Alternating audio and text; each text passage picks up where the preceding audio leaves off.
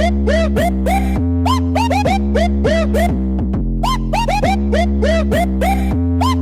the king of the dance floor. All you want, all you need. Fala, seus putos, beleza? Zord Games na área, galera. De volta com um TODO. Dessa vez conteúdo bônus aqui, ó. A Ciência do Medo, muito bacana, vale a pena assistir. Vocês vão achar muito interessante. Então já deixa o like, se inscreve no canal e bora.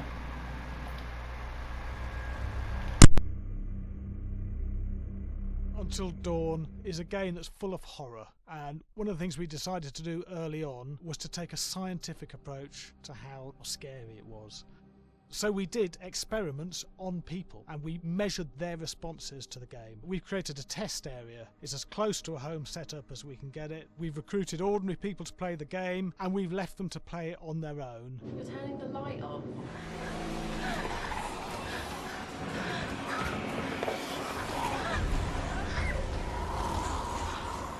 The only difference is it's rigged with cameras and microphones that relay the data through to the next room where people are watching them play.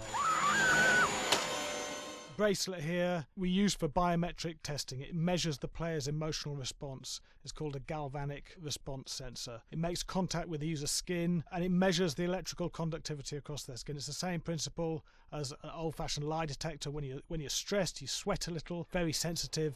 It picks up tiny changes if the player is feeling anxious or scared. That data's fed back to a testing team. It comes through as a graph. I'm so sorry.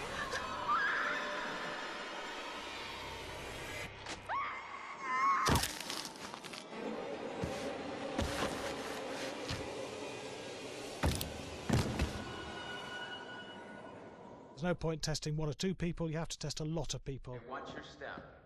When we have a scare that's consistently has a measurable emotional response, then we knew it was good. If it didn't have that, it goes back to the team for improvement. The data doesn't tell us what's wrong with the scare, it only tells us if it's working or not. Wait, okay, so you hear that too, right? Josh. Here we have a chapter relatively early in the game. Weirdly regular. Nothing regular about it. We have to create tension and anxiety in the player so they are ready to receive the scare.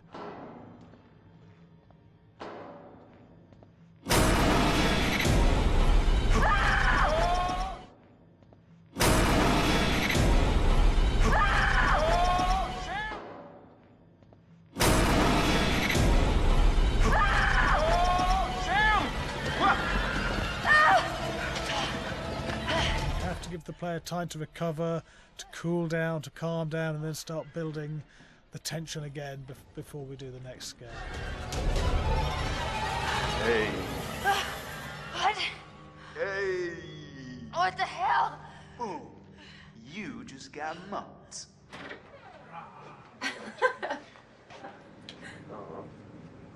Yeah, I have such an adrenaline high from that game. There's two things we found. One is we could look at the scares, analyse if our expected scares were working effectively. Were people shrieking and covering their hands, or were they getting an emotional response from it? And being scientific about it means that we strip out people's opinions about whether things are working or not. We've got data, and we look at the data. If it's working, we're happy with it. Really scary.